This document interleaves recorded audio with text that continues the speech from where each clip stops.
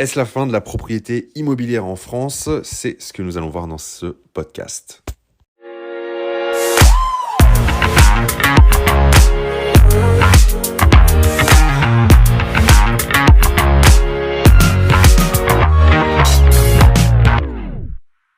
Bonjour et bienvenue dans ce nouvel épisode. Je suis ravi de vous accueillir aujourd'hui. Je m'appelle Julien Loboda, je suis investisseur depuis 2012 et avec ce podcast, je vous aide à créer votre liberté grâce à l'investissement immobilier.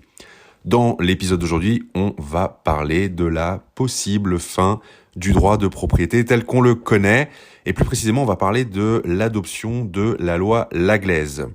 Alors, je ne sais pas si vous avez déjà entendu parler de ça, mais c'est un sujet qui fait beaucoup parler de lui depuis plusieurs mois.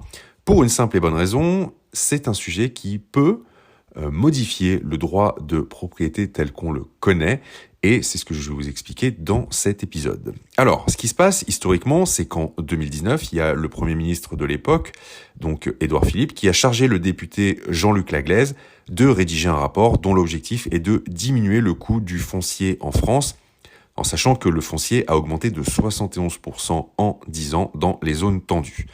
À la suite de ce rapport, il y a une proposition de loi qui a été rédigée avec 8 articles. Et parmi ces 8 articles, il y en a un en particulier qui a beaucoup fait parler de lui, c'est la création d'un nouveau droit de propriété dans lequel le foncier et le bâti seraient dissociés.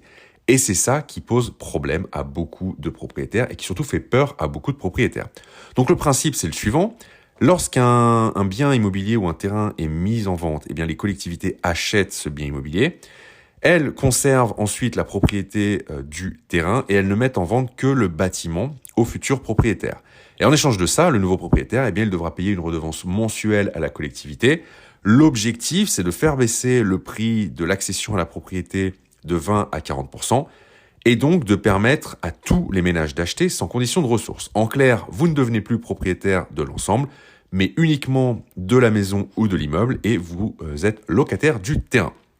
Et ce qui s'est passé, grosse panique chez beaucoup de personnes qui ont crié au scandale, c'est une dictature, c'est la fin du droit de propriété, ça va être rétroactif pour les propriétaires actuels, on va être spoliés et dépossédés de nos biens immobiliers, etc. Et en fait, ce que je constate, c'est que la plupart de ces personnes n'ont absolument pas lu en détail la proposition en question. Elles se sont contentées d'en rester au gros titre. En fait, ce qui se passe, et il n'y a pas de raison de paniquer, pour la simple et bonne raison que la loi ne modifie pas le droit de propriété actuel, elle vient seulement ajouter une troisième possibilité pour acheter un bien immobilier aux deux possibilités qui existent déjà aujourd'hui. Il faut savoir qu'aujourd'hui, quand vous achetez un bien immobilier, vous pouvez soit l'acheter en pleine propriété, donc ça c'est le cas le plus fréquent, c'est le choix par défaut. Vous achetez un immobilier, il est entièrement à vous. Mais vous avez aussi une option qui est de l'acheter par le biais d'un démembrement. Et en démembrement, on sépare la nue propriété, donc le fait d'être propriétaire du bien, et l'usufruit, qui est le fait de pouvoir jouir du bien, de pouvoir l'utiliser. En fait, ce qui va se passer avec la loi Laglaise, c'est simplement qu'on va avoir une troisième option, en plus des deux existantes, qui elles ne changeront pas, qui permettra de dissocier le bâti du terrain et de n'acheter que le bâti pour que ça coûte moins cher, parce que quand vous achetez un bien immobilier, vous payez aussi le terrain, le foncier.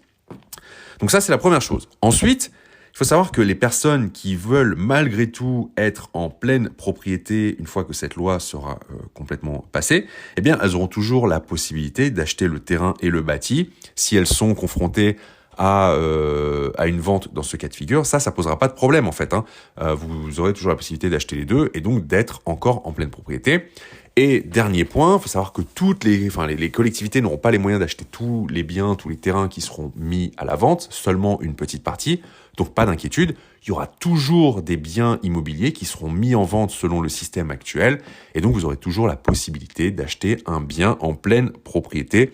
Donc pas d'inquiétude les amis, ça va pas changer, révolutionner la vie en fait des propriétaires immobiliers. Encore une fois, ça va juste ajouter une nouvelle option. Merci à vous d'avoir écouté cet épisode jusqu'au bout et je vous dis à très vite pour un prochain épisode. Ciao.